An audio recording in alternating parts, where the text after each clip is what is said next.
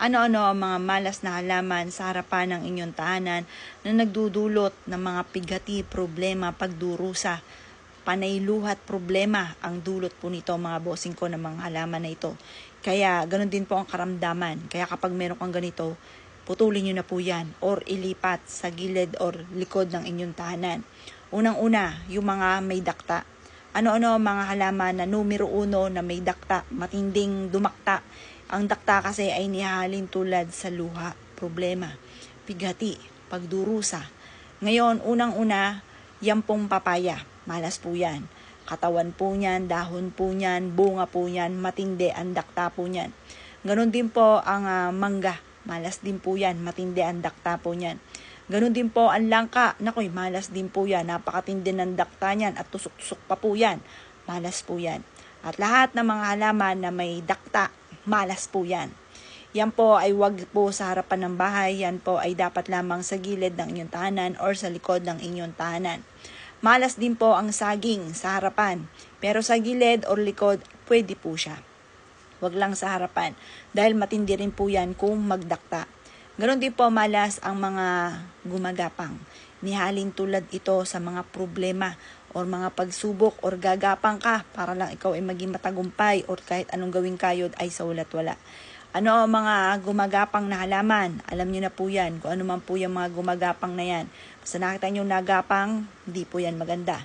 Lagyan niyo yan sa likod ng inyong tahanan or sa gilid, wag lang sa harapan ng inyong pong tahanan. Ganon din po, malas ang yellow bell sa harapan ng inyong tahanan dahil isa rin po yan sa mga gumagapang.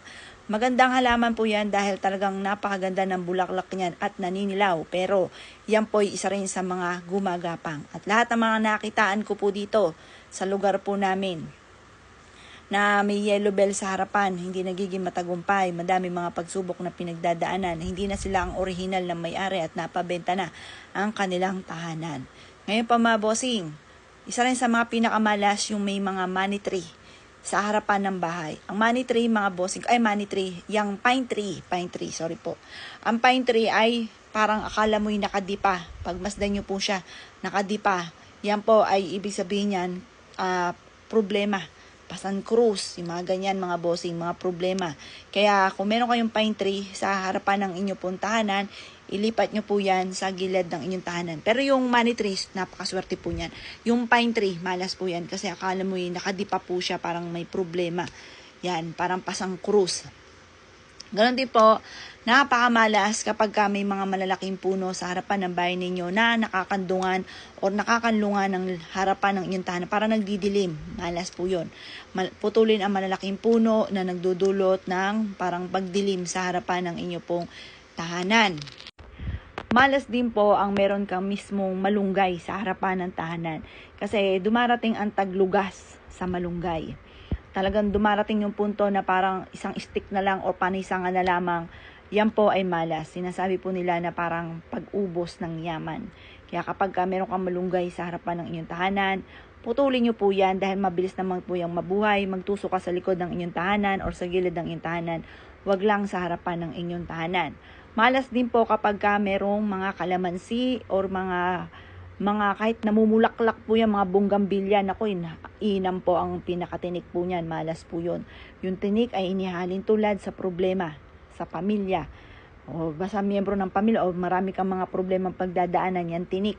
Kaya kapag may tinik, ako pa mga bossing, kahit yung may granada ko dito, marami po siyang mamunga, marami siyang mamulaklak.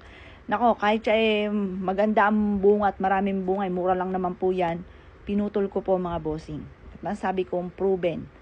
Huwag kayong magtatanim ng mga ganon. Basta yung nakita nyo may mga tinik, yung mga kalamansi, okay po yan. Pero sa gilid or likod ng inyong tahanan, huwag lang sa harapan ng inyong tahanan.